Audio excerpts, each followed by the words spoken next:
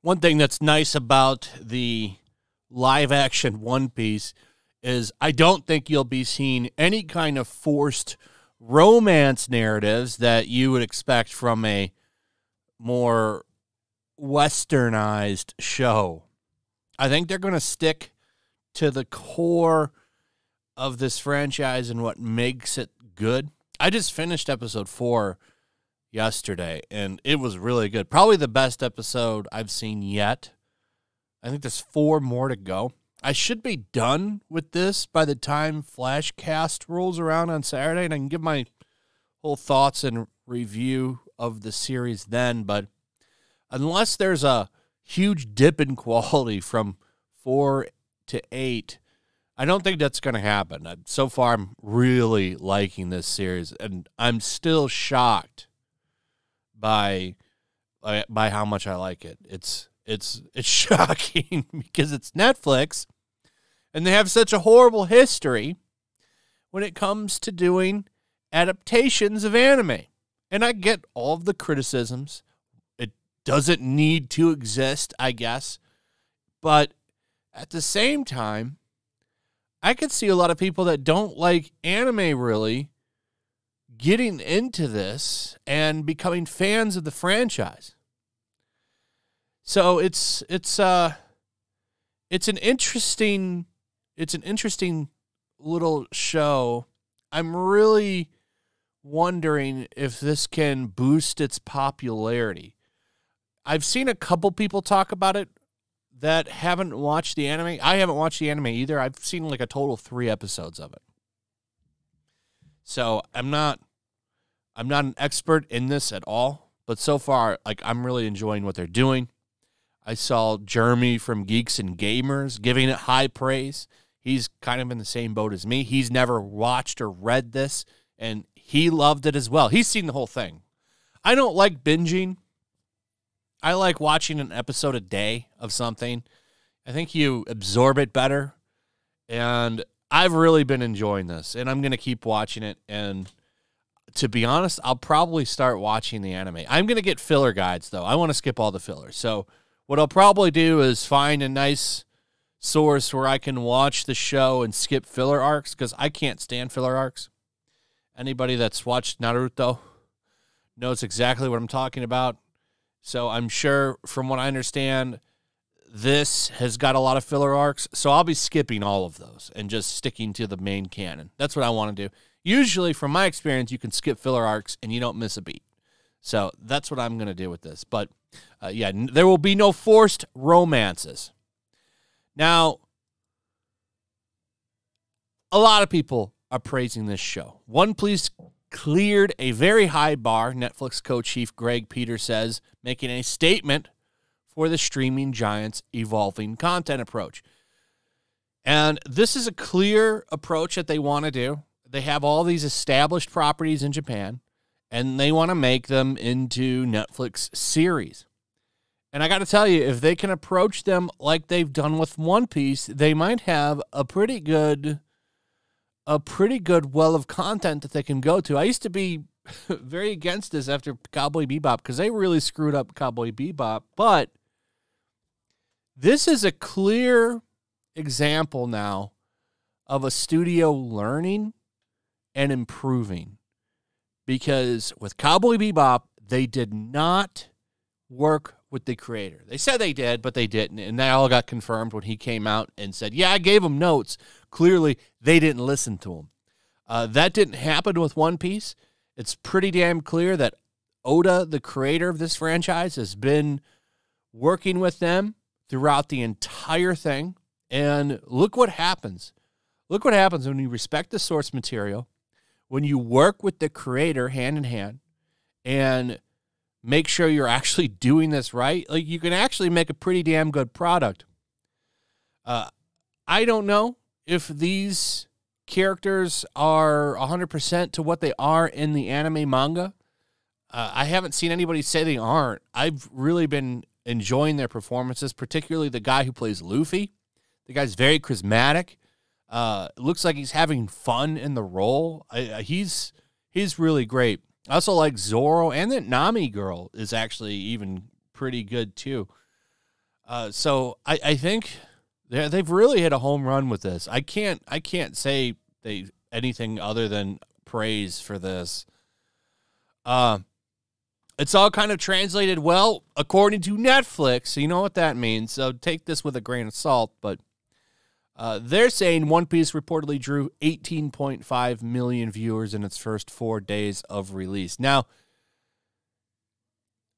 they're saying viewers. Notice the difference between viewers and views. Now, Disney said with Ahsoka, it was views. Netflix is straight up saying viewers. Like 18.5 million households, people watched this show in the first 4 days of its release, which I don't know if that's. I'm sure there's some shenanigans in the way they're reporting this. However, I do believe that a lot of people have watched it because there's a lot of conversation surrounding this. People are talking about it. People are debating it. People are engaged in discussion with this. Unlike Ahsoka, where it took Anakin Skywalker appearing in the show for 2 seconds to actually get anybody to give a damn about that show. And I wonder how that's going to break canon. Disney Star Wars is not Star Wars. But unlike that, there's a lot of people talking about this show.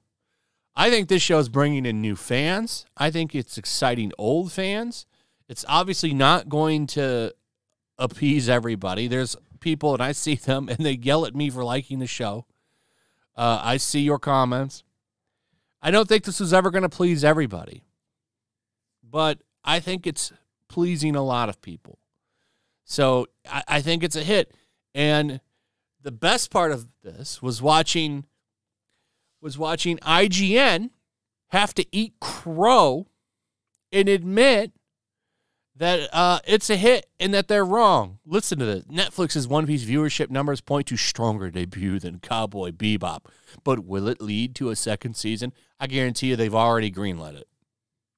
Well, I don't think they can greenlight it because of the strike. If the strike wasn't going on, you'd be seeing news updates about how the second season is already underway. They're already writing it. They're already working on it, blah, blah, blah. And everyone's excited to be in it. You would be seeing a lot of updates like that. But because of the strikes, they can't do that. They can't do that. But notice the salt here from IGN. Now, don't forget, IGN said they didn't like this show because it focused too much on the source material and fan service. Needed to chart its own course, a.k.a. it needed to get political and talk about current day bullshit. It doesn't do that, and because of that, the show is a massive hit. But IGN didn't like that. They wanted modern updates to the show. So they put it, it's doing better than Cowboy Bebop, trying to attach Cowboy Bebop to One Piece. All salt. All salt. And I agree with them. They put in here, but it's funny that they do this for this show only. I want to point that out. So Netflix's live-action One Piece adaptation debuted to 18.5 million views and 140 million hours viewed over its first 4 days of release, according to numbers provided by the streaming platform. That's enough to top Netflix's top 10 streaming chart, pushing down limited series Who is Aaron Carter. One Piece debuted on August 28th, with just ahead of the long Labor Day weekend in the U.S., and Netflix's numbers account for that day through September 3rd. As for context as to whether that's actually good or not, it's a little hard to decipher, as streaming platforms have historically been less than transparent when it comes to reporting viewership, which has emerged as a key issue in the Hollywood writers and actors strike. And Netflix's own method of reporting numbers changed slightly in June. Netflix now ranks its top 10 list by views, a metric determined by number of hours viewed divided by the total runtime of the film or episode, with the goal of not giving too much of an advantage to movies and shows with longer runtimes. But what we do have, Netflix's live-action Cowboy Bebop garnered 21.6 million hours viewed over its first 4 days of release. Again, Netflix only provided total viewing hours at the time, so while not an exact comparison, it still has One Piece looking to be in much better shape. Now, the reason I wanted to point this out is you can tell they're salty, because when Disney announces bullshit numbers for Ahsoka, they seal clap and jump around and jerk each other off on how great it is. But when Netflix's One Piece does well, they make sure to tell you, oh, there's some problems when it comes to streaming viewing numbers. But if it's a Disney thing, oh, they're jumping around, working Mickey Mouse's zipper, pulling his pants down, getting ready to take him to Joytown. But Netflix's One Piece, we better give you context on just what's really going on with these numbers. Salty bitches. That's what IGN is. They don't like this show. So they make sure to tell you, oh, well, we're not so sure. We're not so sure it's a hit. It's funny to me. The whole thing's about them trying to talk about how these numbers might be misleading. And I don't doubt that they probably are kind of misleading. But I don't doubt that this show is a hit. I think this show is a massive hit. And IGN's a little upset about that. A little upset people are enjoying the show. Anyway, what are your thoughts on this? Let me know in the comments below. Also, if you would, please like, subscribe, share the video, hit that notification bell. Check out my Rumble and Locals, and I'll see you on the next one. Peace. Make sure to check out my Locals. There's a link in the description. It's a fun community that I'm trying to build over here. If you don't want to support me on YouTube, you can come over here. None of that money goes to YouTube. You also can just come over here for free. But if you are a supporter over here, I do plan on doing an extra live stream once a month and throwing links to the supporters so you can actually come on and have a supporter live stream with me. Also, it's a good place to catch all of my content. You don't have to worry about notifications like YouTube. They'll definitely work over here. So come check out my Locals.